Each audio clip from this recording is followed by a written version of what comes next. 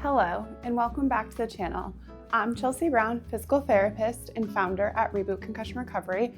I specialize in post-concussion syndrome, dysautonomia, and vestibular conditions. In this video, we're going to talk about dysautonomia and the sort of low-hanging fruit kind of compensatory strategies you could add today to make you feel better. So stay tuned to find out more. I'm gonna breeze over the first one because the first one, it deserves its own video, and that is gonna be exercise. So the best way to help combat dysautonomia is through exercise. And you're like, hold up, Chelsea, I can barely stand up. How am I gonna exercise? And that is why that topic needs its own video to dive deeper in it. But that is going to be your bread and butter with dysautonomia. We use exercise to help regulate, and why is that? Heart rate is one of the things that the autonomic nervous system controls.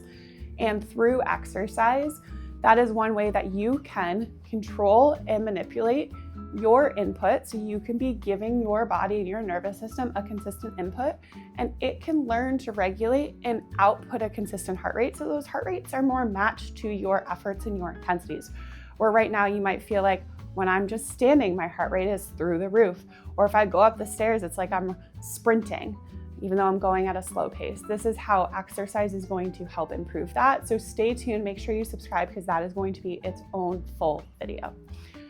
The next couple are going to be the things that right now you could implement. Maybe you have it at your home, maybe you have to go buy some things, but you could start implementing them today or tomorrow, and it will probably help you feel better. The first of those being compression wear. So we talk about compression and lower body compression as a way to help with distal blood pooling and return of blood flow. You can best practices be full body or full lower extremity compression starting from your abdomen all the way down to your feet.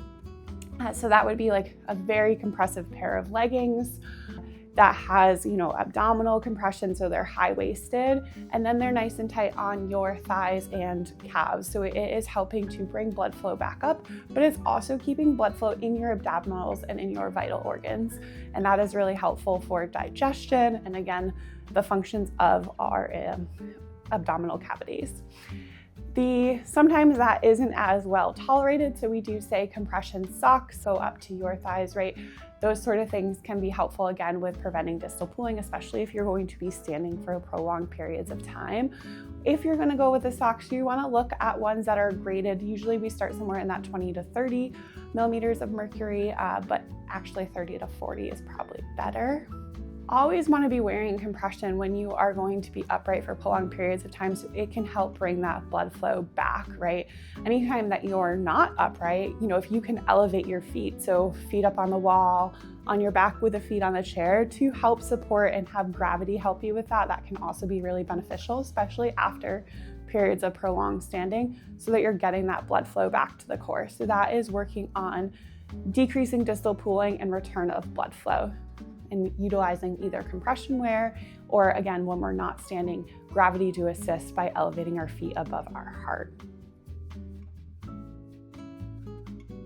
Our next strategy that you hear a lot about with dysautonomia and POTS is our salt.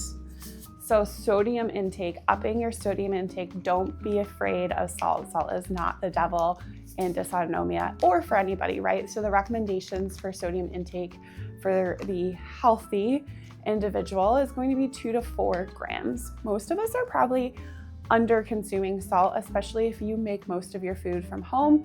You're not buying a lot of that prepackaged frozen meals, things like that. If you are cooking everything at home, most of that is going to be undersalted unless you are a little heavy-handed with the salt. But you should be with dysautonomia, right? So I said normal was 2 to 4. We're looking for anywhere from about 3, and some research with POTS has shown up to 15 grams of sodium to being effective for those people. So again, this is going to be something that you need to find that sweet spot for you. So what works for me might not work for you, and that is going to depend on your normal intake and how much you were having at baseline and what your body needs to find its homeostasis and its good balance. The reason for sodium is to increase our blood volume. So when there is more blood volume available, we don't need to compensate as much with increasing our heart rate or increasing blood pressure to get that response when we change positions, right?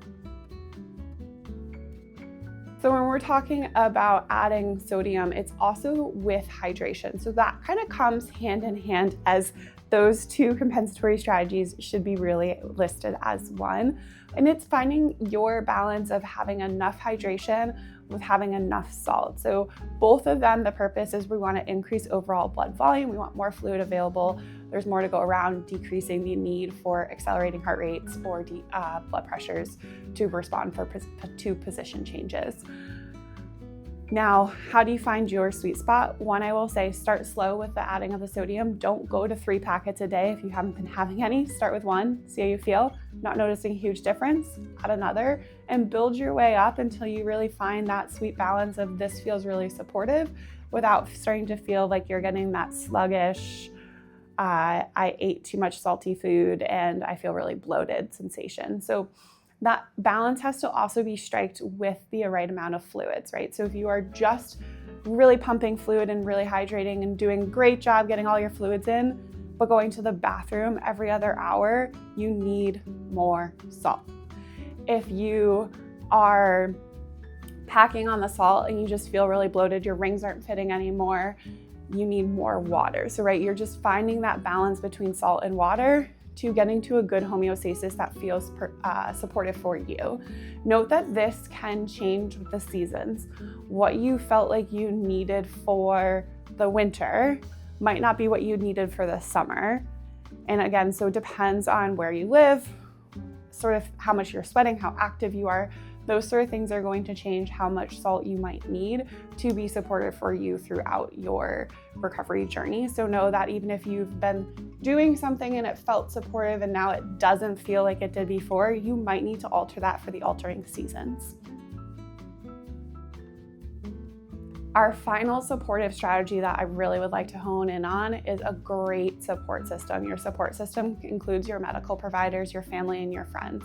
Being really open with your diagnosis can be really helpful, especially in the friends, family, partner situation. Sharing some of the videos that might be posted on the channel about what is dysautonomia so that they can have an understanding of what you're going through and be helpful in accommodating for things that you might need.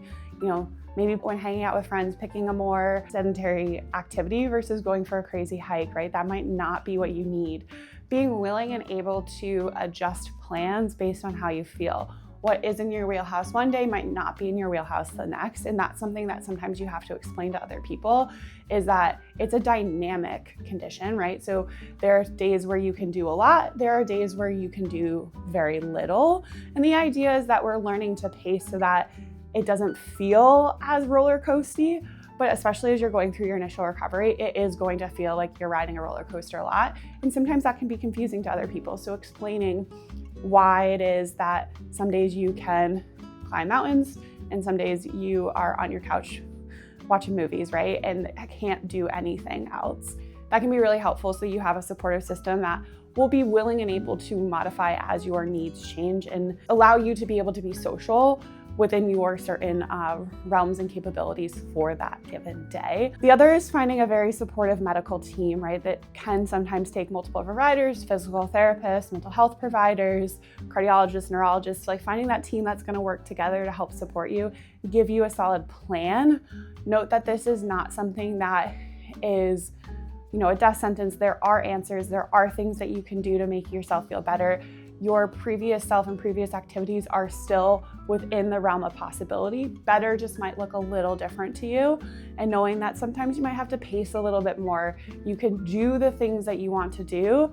There might be a little bit of modification or noting how much you put in this particular week to making that doable for you. As I mentioned at the beginning of the video, we're really gonna hone in on exercise as medicine in our next video. So make sure you subscribe to the channel so you can see when that video drops. Thanks for following along and good luck with your recovery journey.